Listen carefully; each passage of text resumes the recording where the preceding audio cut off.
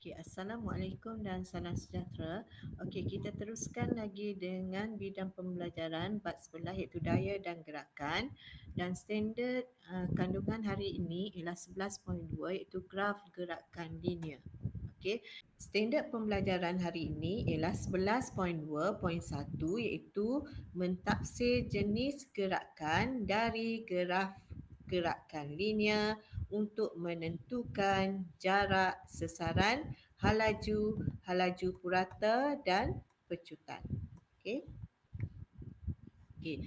Jadi, daripada graf gerakan linear ini, kita boleh gunakan untuk menyampaikan maklumat dan data tentang suatu gerakan. Jadi, terdapat dua jenis graf gerakan linear iaitu yang pertama ialah graf sasaran masa dan yang kedua ialah graf halaju masa. Okey, contoh yang pertama ialah graf sesaran masa, iaitu kamu boleh rujuk muka surat 235 dalam buku teks, di mana graf sesaran melawan masa ni digunakan untuk menunjukkan sesaran suatu objek yang bergerak berubah dengan masa. Jadi graf 11.13 ini menunjukkan graf sesaran melawan masa bagi pergerakan seorang budak lelaki. Okey, daripada graf sesaran masa ni kita boleh menghuraikan gerakan budak lelaki ini, iaitu pada kecerunan OA, iaitu ini menunjukkan halaju adalah seragam. Okey, ini menunjukkan bahawa budak itu bergerak 50 meter daripada titik permulaan dengan halaju seragam. Okey. Kemudian kecerunan AB. Okey, kecerunan AB adalah sifar. Halaju bagi budak ini adalah sifar. Okey, pada kecerunan AB. Ini bermakna budak itu berada dalam keadaan rehat dari saat 2 hinggalah ke saat ke-8. Maknanya budak itu tidak bergerak. Okey, pada kecerunan BC. Okey, jadi kecerunan BC adalah positif dan seragam. Jadi ini menunjukkan bahawa budak itu bergerak semula sejauh 50 meter dengan halaju seragam. Okey, sejauh 50 meter dengan halaju seragam. Jadi kecerunan CD. Okey, pada kecerunan CD adalah negatif dan seragam. Jadi halaju adalah negatif dan seragam, iaitu bergerak dalam arah yang bertentangan. Jadi budak itu berpatah balik sejauh 100 meter, okey, ke titik permulaan dengan halaju seragam. Okey, maknanya budak itu berpatah balik sejauh 100 meter dengan halaju seragam ke titik permulaan. Okey, jadi itu kita boleh taksirkan gerakan budak lelaki itu menggunakan graf sesaran masa. Okey, contoh yang kedua ialah graf halaju masa.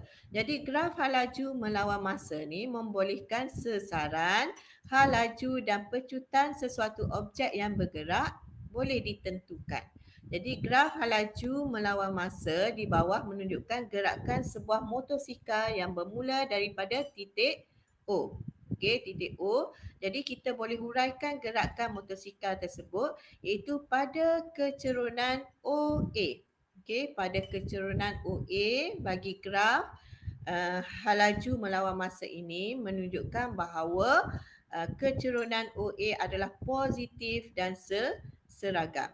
Ini bermakna halaju motosikal bertambah secara seragam dan ini menunjukkan motosikal itu mengalami pecutan yang seragam. Okey, pada AB iaitu kecerunan AB adalah sifar di mana halaju motosikal adalah malar. Maknanya halaju dia tidak berubah. Okey, dan pecutan motosikal juga adalah sifar iaitu kosong. Okey, pada BC. Okey, BC. Okey, kecerunan BC adalah negatif dan seragam. Jadi ini menunjukkan bahawa halaju motosikal berkurang secara seragam. Jadi ini menunjukkan motosikal bergerak dengan pecutan negatif ataupun mengalami nyah pecutan secara seragam. Okey, CD. Okey, kecerunan CD adalah sifar. Ini bermakna halaju motosikal adalah sifar iaitu kosong. Maknanya motosikal berada dalam keadaan pegun dan pecutan motosikal juga adalah sifar. Okey, jadi ini maklumat yang kita boleh dapat daripada graf halaju melawan masa. Okey, untuk memudahkan kita menguraikan gerakan sesuatu objek. Okey. Okey, contoh yang ketiga itu graf sesaran masa. Okey, jadi graf di bawah ni menunjukkan gerakan linear sebuah kereta mainan kawalan jauh. Okey, jadi contoh soalan berdasarkan pada graf ni iaitu berapakah sesaran kereta mainan itu selepas 4 saat yang pertama. Okey. Dan soalan yang kedua, B, iaitu berapakah halaju kereta mainan itu dari masa 3 saat hingga masa 5 saat. Okey, kita lihat soalan yang pertama dulu iaitu A. Jadi dia nak sesaran kereta mainan selepas 4 saat yang pertama. Okey, ini 4 saat yang pertama. Okey, jadi berapakah sesaran dia? Kita lihat sini 4 saat. Okey, ni daripada graf kita boleh lihat sini sesaran dia ialah 6 meter. Okey, jadi jawapan dia 6 meter. Okey, untuk B, halaju. Okey, halaju kita boleh dapat daripada kecerunan graf sesaran masa. Jadi halaju kereta mainan ini okey dari masa 3 saat ni, 3 saat hingga masa 5 saat. So kita dapatkan kecerunan dia iaitu kita tengok sini. Ni kita buat garisan. Okey. Okey. Jadi sesaran dia sesaran ialah 8 tolak dengan 4. Okey. Ingatlah halaju sama dengan sesaran bahagi masa. Jadi untuk masa ataupun minit 3 hingga 5, jadi sesaran dia ialah 8 tolak dengan 4. Masa dia ialah 5 tolak dengan 3. So halaju kereta mainan itu 4 meter bahagi dengan 2 saat. So kita dapat halaju 2 meter per saat. Okey. Contoh yang seterusnya iaitu contoh keempat.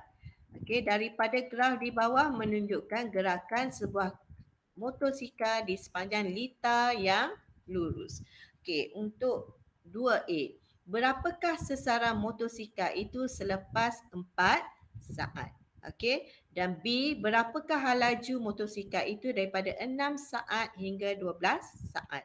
Jadi kita lihat penyelesaian dia. Untuk A, dia nak sesaran motosikal selepas 4 saat. Okey, ini 4 saat. Jadi sesaran dia ialah 15 meter. Okey. Okey, B, halaju. Okey, untuk dapatkan halaju motosikal ini, kita boleh dapatkan kecerunan graf sesaran masa. Okey, jadi halaju ialah sesaran bahagi dengan masa. Jadi sesaran dia ialah sesaran ni kosong. Okey, nampak tak? Ini kosong tolak dengan 15. Okey, ni 15. Okey, ni 15 bahagi dengan masa iaitu 12 saat tolak dengan 6 saat. Okey. Jadi kita dapat sama dengan negatif 2.5 meter per saat. Negatif ini menunjukkan bahawa dia bergerak dengan arah yang bertentangan ataupun dia mengalami nyah pecutan. Okey, dia mengalami nyah pecutan. Okey. Contoh yang kelima iaitu untuk graf halaju masa. Okey, soalan dia ialah pergerakan sebiji bola boleh diwakili oleh bentuk graf di bawah. Okey, jadi A, berapakah sesaran yang dilalui oleh bola itu bagi 4 saat yang pertama? Dan B, tentukan pecutan bola tersebut dari masa 8 saat hingga masa 12 saat. sekarang ni kita lihat penyelesaian bagi A, iaitu sesaran. Okey, untuk mendapatkan sesaran, kita boleh dapatkan luas di bawah graf hal laju masa. Okey, maknanya dengan kata lain, luas di bawah graf hal laju masa mewakili sesaran. Okey, jadi kita tengok di sini 4 saat pertama. Okey, jadi luas bagi segi 4 ni lah, segi 4 tepat ni iaitu 4, okey, 4 darab dengan 1. 4 saat darab dengan 1 meter per saat. So kita dapatlah sesaran dia ialah 4 meter. Okey, untuk B nak dapatkan pecutan. Okey, jadi kecerunan graf hal laju masa mewakili pecutan. Okey, jadi pecutan bola ni kita boleh lihat untuk minit 8 saat hingga 12 saat. Okey, ini segi 3. Okey, segi 3 ni lah. Okey, jadi pecutan dia ialah iaitu hal laju ni, hal laju akhir iaitu kosong tolak dengan hal laju awal iaitu 3 meter per saat. Dan masa dia ialah 12 tolak dengan 8 saat. Jadi pecutan bola ini sama dengan negatif 0.75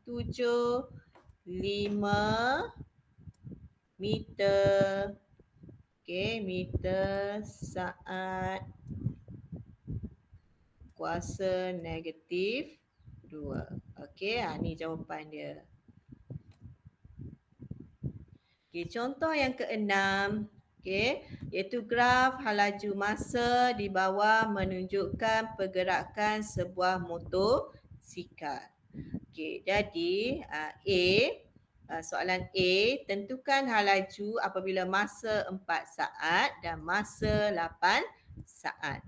Okey, untuk B, cari sesaran bagi selang masa 0 hingga 10 saat. Okey, jadi penyelesaiannya ialah A, okey, hal laju pada 4 saat. Okey, hal laju pada masa 4 saat ni, masa 4 saat, hal laju dia kita tarik sini buat garisan. So hal laju dia ialah 10 meter per saat.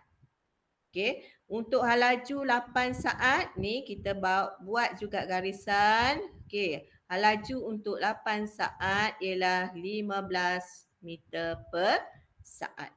Okey, maknanya kita boleh dapat terus daripada graf. Okey, untuk B kita nak dapatkan sesaran. Okey, jadi untuk sesaran iaitu kita boleh kira luas di bawah graf hal laju masa. Okey, iaitu untuk masa antara 0 hingga 10. Jadi ada nak dapatkan luas, kita kena dapatkan luas segi 3 dan luas segi 4. Okey, yang berwarna pink ni dan berwarna hijau. So kita kena campur dua ni, luas segi 3 dan luas segi 4 untuk dapatkan sesaran motosikal tersebut. Jadi rumus bagi luas segi 3 macam dengan matematik juga, iaitu setengah darab dengan tapak dia. Okey, tapak dia ialah 6 saat darab dengan tinggi dia 15 meter per saat. Okey, campur dengan luas segi 4 tepat iaitu panjang darab lebar. Okey, panjang dia 10 tolak dengan 6 lah. Okey, darab dengan 15.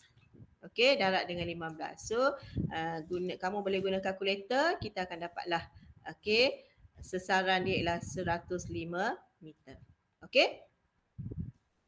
Jadi itu saja contoh-contoh pengiraan yang kita boleh dapatkan daripada graf gerakan linear, iaitu graf sesaran masa dan graf hal laju masa. Jadi itu saja, sekian, terima kasih.